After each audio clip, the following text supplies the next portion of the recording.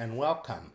In this screencast, I'm going to give you a brief tour of the Rupal programming environment. The Rupal programming environment is what we will use for our first two labs. So to run Rupal, you click on the Rupal icon and it brings it up. First thing that I want to do is I want to make this window a little bit bigger so that we can see everything. There we go. So in the Rupal environment, we have four little tabs here. The first tab is the lessons. The second tab is where we will be doing Rupal programming. And the last two tabs are where we can do some simple Python things.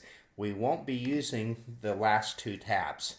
So let's go back to the first tab and talk about what's here on the first tab.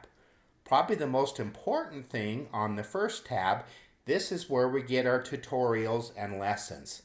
So we go clear down here to the bottom. They've kind of hidden the lessons a little bit. I wish they would have put it up to the top. If you don't make your window bigger, you don't see the lessons, and some students get confused as to where the lessons are. But they're at the bottom of the tab here. So I'll click on lessons. To get lab 1 done, you need to complete all of part 1 lessons. To get lab 2 done, you will need to complete all of part 2 lessons. So that's what you're going to need to do. For your homework, I would suggest that you get started on part 1 and kind of get an idea as to what Rupal is. If we click on the little house here, that brings us back up to the top. If you want to know about how the Rupal project got started, you can click here on About Rupal. If you want to know who programmed Rupal, you can click here on Acknowledgements.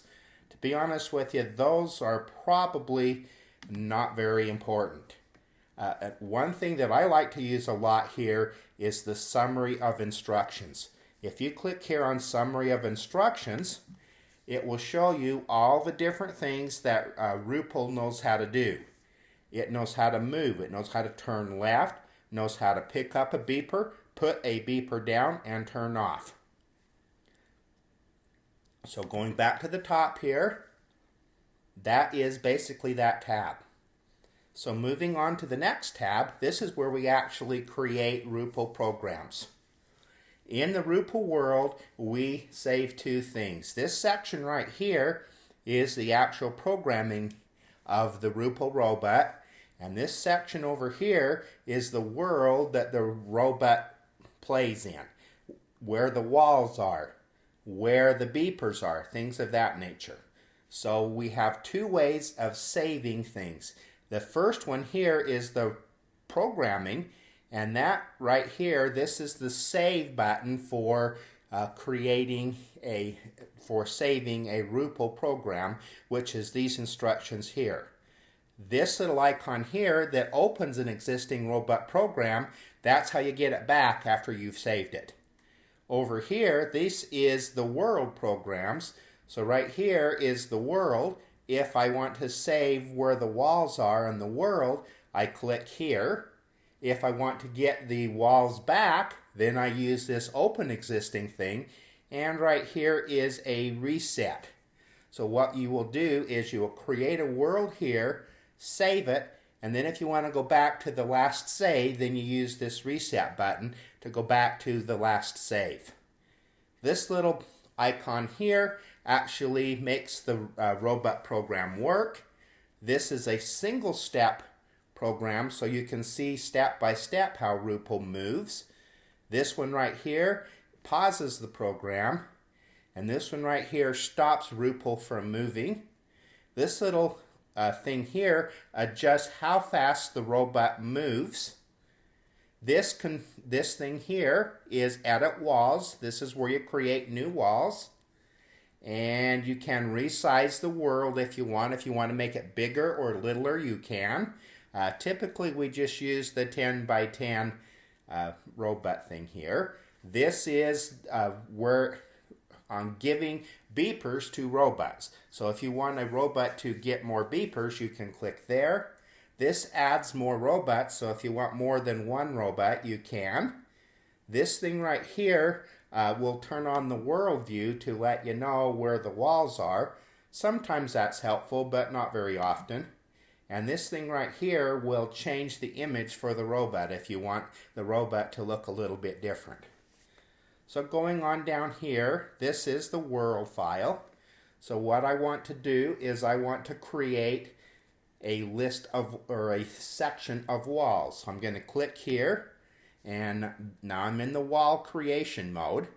Let's create some hurdles for the robot to jump over. So let's go here. I'll create a double high, a triple high, followed by a single high thing. If I want to create a ceiling so that the robot doesn't go above, I can just create and click here. Notice how I'm just clicking on the little lines.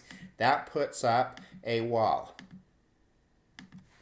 If I want to move the robot around, what I need to do is click on the robot. Let's get out of the walls mode. Okay, so now I'm clicking on the robot. If I hit the up arrow, then the robot moves whatever direction he's facing.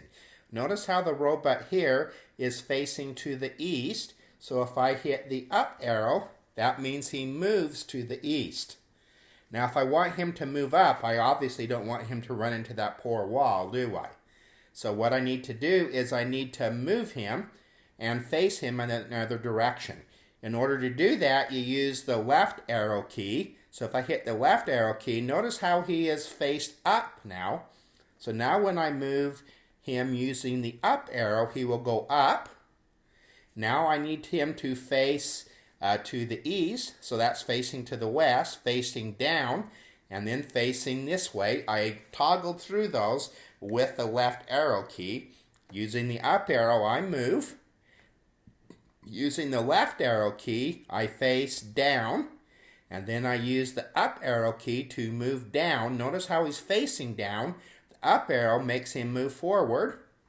Then I use the left arrow to face him to the east, and then take one step. Then I need to face him up by using the left arrow. Then I'll move him up, and then I need him to face to the east again, and he's facing east, and using the up arrow, I move him that direction. I move him down with the left arrow, toggling through the directions, and move him around. So that's how you move the robot by hand. If I want to create beepers, then what I'm going to do is I click here on beepers. How many beepers do I want to give the robot? Let's give him 10 beepers. So now that I am at a, let's rotate the robot and move him up. Let's put a beeper here. The way that I put a beeper here is I right click and put a beeper there. Now when I rotate him this direction and move him away, notice how there is a circle with a 1. That means there is one beeper located there.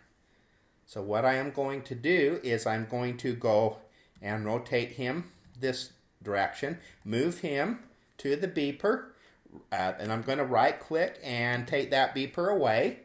I'm going to rotate him and move him this direction, rotate him down and move him where he belongs, and then I'm going to rotate him just like normal when I started. So I want to save this world so that I can restore it back the way that it is. So at this point I am going to click on this little thing here to save the world. It will come up and ask me where I want to save it, and I am going to save it in World 1. The world files always have a WLD extension.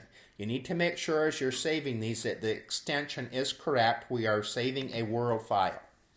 So if I move him forward here by hitting the up arrow, I can always reset back the way that it was just by hitting the reset button right here. So Whenever you save, it creates a restore point, and you can click on that and go back the way that it was. This screencast, a brief overview of what's going on inside Rupal. The next screencast, we will get into some programming. So stay tuned.